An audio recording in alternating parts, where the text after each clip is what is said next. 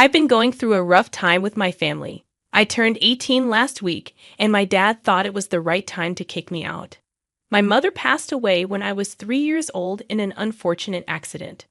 Since then, my dad has had a long list of girlfriends and failed relationships. Even as a kid, I'd never seen him without a woman in the house. I had a nanny to look after me during the day while my dad was at work, and whenever he would come back, his girlfriend at the time would be with him. He cut ties with my mother's family after her passing because he didn't see the point of keeping in touch with them. I assumed they didn't want a reminder of the tragedy, so they didn't claim custody to be able to visit me either. Growing up, it was just me and my dad, but he never seemed very interested in being a father to me. He mostly spent his time either working or hanging out with his girlfriend, whoever it happened to be at the time. I tried really hard to get along with him as a kid, but I never received any love and affection from him. He just did the bare minimum for me, so I gradually learned to expect nothing at all. That was my childhood, lonely and kind of sad. But thankfully, I still had my grandfather to keep me company. Unfortunately, he couldn't take me in because my father didn't want to give up custody. Sometimes he'd visit me, and at other times I'd go to him. But my father made sure very carefully that I didn't end up spending more than maybe 3 or 4 days at his place. My visits to my grandfather were regulated by my dad, and I still don't know why he was so finicky about it. I don't know why my father wasn't willing to give up custody, even though he treated me coldly. As I got older, I began to rebel because I wanted to spend more time at my grandfather's place. Obviously, it was because my grandfather showed me more love and affection and actually seemed to care about me beyond just the basics. But my father wasn't willing to let me, and even when I brought up how my grandfather treated me infinitely better than he did, my father would still say that at the end of the day he's my dad and whatever he says goes. My grandfather tried to get my dad to treat me like his own kid several times, but nothing ever changed, nor did he let me move out and live with my grandpa. So even in my teens, I had to continue living with my father. That was pretty much the worst phase of our relationship, and things only got worse after he met my current stepmother, Veronica. Veronica used to be our neighbor's niece who'd been living with our neighbor until her company was able to provide her with proper accommodation. But then she and my dad started going out, and they got married about a year ago after almost 8 months of dating. My dad seemed to dislike having me around, but never did anything about it until Veronica came around. And then the both of them turned pretty vicious towards me. Veronica had it in for me ever since the first day, and I had no idea why. It's not like I'd done anything to her, and in fact, I'd always tried to be very nice to her. But she hated my guts. I guess it had something to do with the fact that I was my dad's son from his previous marriage, and she couldn't stand the fact that I was still around because that was just a reminder that my dad had been married before or something. But that's just my theory of why she hated me so much. Maybe she just didn't need a reason to hate me, and that's the kind of person that she was. I don't know. The bottom line was that she hated me, period, and my life got a lot worse after she started dating my father. She'd make it a point to be as horrible to me as she possibly could whenever we were in the same room. She practically treated me like a housekeeper or something and would make me do all the chores, even though we had a maid, and my dad never said a word against it. I felt like Cinderella in my own house. Once she moved in, she not only made my dad stop giving me money for going out with my friends, but she also convinced him that I was old enough to get a part-time job and make my own money. So I had to get a job after that, which was a much easier alternative than begging my dad to treat me like a human being. It was horrible because Veronica seemed bent on making my life a nightmare at my father's house, and I couldn't wait for the day that I could finally go away to college and move out of this place. I did tell my grandfather about the way I was being treated after Veronica moved in, and he told me that he'd talk to my father about it and do something. But things never changed, and after a while, I just gave up hope that maybe my grandfather would be able to make things better for me. I would vent to him, and he'd listen to me patiently, but that's all that happened, and things never changed. After a while, I just accepted that I had to deal with my dad and Veronica, until I was able to afford to move out of this place. Then, about a week ago on my birthday, I was planning on going out with my friends and celebrating my 18th by buying a couple of beers and having a fun night. I've been saving up money for a while so I could splurge. But then my dad and Veronica decided that they had terrible news to give me, just so they could ruin my birthday. On the morning of my birthday, they told me that I needed to leave the house and find another place to stay. They told me that they were evicting me since Veronica had found out a couple of weeks ago that she was pregnant, and they wanted to use my room as a nursery for the new baby. My dad told me that they had come to this conclusion after a lot of thought, and they would rather that I did not beg or act all prophetic, so they'd reconsider because that would just ruin their happy mojo. Veronica told me that since I was an adult now, I needed to look out for myself, and this could be the start of something great. She tried her best to sound concerned and hopeful, but all I heard was a conniving snake trying to get me kicked out of my house. I tried to tone down the panic that I was feeling and decided to be rational with them, because I knew that crying, kicking, and screaming weren't going to get me anywhere with these people. They had no sympathy for me, so I told them that legally they couldn't evict me without notice, and that they needed to wait for a couple of months until I was able to find a place for myself. I honestly had no idea what I was talking about, but I'm pretty sure that a law like that exists. My dad didn't fall for it though and told me that he had everything worked out with his lawyer already, and he highly doubted that I had enough money or resources to come after them legally anyway, which he was right about. I didn't have either of those. So I suggested that I could pay rent for as long as I would live with them, and Veronica shot that down instantly by telling me that rent was not the problem, and that she just didn't want unnecessary people to deal with when she was pregnant. So I needed to vacate the house anyway, just so she could have a peaceful pregnancy. I was grasping for straws, but I still made a last attempt and asked my dad if it would be okay if I moved to the basement or something because I was pretty desperate. And my dad still said no.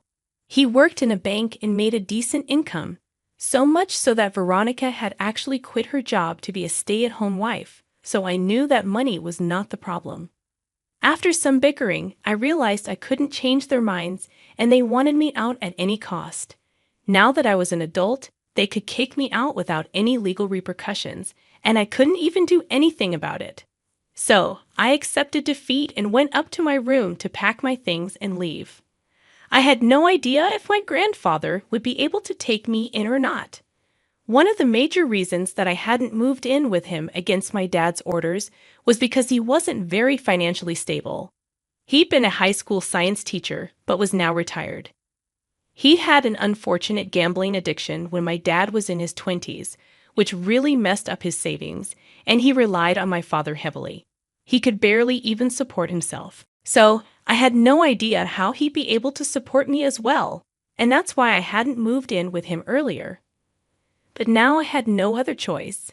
To be fair, it wasn't like my grandfather was starving or something. He lived modestly, and I could get used to it. But I didn't want to push him into a corner. Without thinking much, I headed over to my grandfather's place. Once I was there, I told him what my father had said. For about a year now, I'd been trying not to worry about this, but somewhere deep down, I'd known that this day would come. I also had to worry about how I would pay for college because I was supposed to start in the fall, and that was just a couple of months away. Thinking about all of that just made me overwhelmed, and so I started crying. That's when my grandfather told me that he'd had enough and he'd seen enough. So it was time to do what he should have done several years ago. I didn't understand what was going on, and neither did he tell me, but he went into another room to make a phone call. I tried to eavesdrop, but I could barely hear anything, so I gave up trying. After almost an hour and a half, my grandfather finally came out of that room and told me that I had nothing to worry about anymore. I could live with him now, and I wouldn't have to worry about college either. I tried to ask him what was going on, but he told me that it was none of my business right now, and he sounded really upset. So I didn't push it further. Then he told me to go enjoy my day with my friends like I planned to because my 18th birthday was not a day for me to sit at home and mope. Besides, now that things were all right, I had nothing to worry about, so I could go out and enjoy myself. After deciding to make the most of my day now that my problems seemed to be solved, I went out with my friends. I kept my phone on silent for the evening in case my dad called and had something to say. I didn't want to let him ruin my evening like he'd ruined the rest of my day. I didn't find out about his texts and calls until I got back to my grandfather's place, which wasn't until almost 10 in the night. I don't know what got into him, but it appeared to me that he had suddenly developed a conscience somehow and was begging me to come back. I didn't reply to him immediately but waited until the next morning to say that I won't be coming back. I didn't hold back and told him the reason that I wasn't coming back was because he'd never treated me well. And now that I finally had a chance to be happy, I wasn't going to give that up. Also, because Veronica was even worse than him, and I couldn't bear the thought of going back to living with him again. He controlled me for a long time, but now that I was an adult, I could choose where I wanted to live, and he had no right to tell me to come back, especially not after how he and his wife had kicked me out just the day before. After I sent those texts, I received one long text back from my father, and it was a pretty sad one too. He told me that he thought about things in private and came across an old photo album of me in his office, which just reminded him of all the promises that he'd made to my mother. It felt like he was letting her down right now by putting Veronica and the new baby over me. So he wanted me to give him one last chance and actually be a better father this time around because the news of the new pregnancy had just spooked him a little bit, which is why he'd done whatever Veronica asked of him without a second thought. But now he realized that he shouldn't have kicked me out and wanted me to come back desperately. I didn't reply to that text because I knew that he was trying to manipulate me. But I just didn't understand what he was going to gain from this, and I still don't get it. It's been a week, and he's been texting me every day, constantly reminding me of a couple of good times from my childhood and telling me how sorry he is for how he treated me. Initially, I thought that he was trying to manipulate me, but now I just don't know anymore. I tried to talk to my grandfather about it, but he just told me not to fall for his act and seemed very put off by his son's behavior.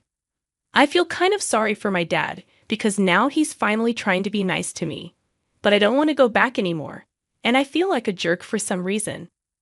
The rational part of my brain knows that this is what's right for me, but a part of me just wants to go back and see what can be and if my dad will actually change or not. I don't know why, but he's trying to be a good father and make me come back even though he knows Veronica won't like it. But he's willing to put up with her outburst too just to get me back, and I feel like I owe him a second chance. Yesterday, he texted me and said that he was willing to even beg on his knees for me to come back if that's what it was going to take. And I felt sorry, but I still didn't feel sure enough to reply. And it's making me feel guilty for not wanting to go back to my father's house even though he's begging me to return. Update 1. So, I've made up my mind. I'm not going back to my dad's house, and I don't think he meant any of what he said. I just discovered that the reason my dad's been begging me to come back has nothing to do with me but more to do with his lifestyle and maintaining it, if you catch my drift. I sat my grandfather down and told him all about how my dad was begging me to come back, and I still didn't want to go, and it was just making me feel like a horrible human being, and I was feeling very guilty about it. I tried to talk to him about this before, but he just told me not to fall for it and left it at that. This time, I felt like I needed to get all of this out of my system, even if he wasn't any help. After hearing me out, my grandfather got really serious and told me that he wasn't allowed to talk to me about this, but he felt like it was finally time that I knew. He even told me that ever since I was a kid, my dad didn't have to pay for anything to do with me, and that it was all my mother's family contributing and funding my upbringing. Now that I've been kicked out of my father's house, my grandfather had spoken to my mom's family and told them about how I was being treated, which is why they decided that I must now live with my grandfather. They were pretty pissed off at him as well for allowing this to go on for so many years and never saying a word about it. But now they insisted that I live with my grandfather. My dad didn't know about any of this and found out only a couple of days ago after he kicked me out. And my grandfather told him about this. My grandfather was the bridge between my mother's family and my dad and had been passing the money to him, which my mother's family would send.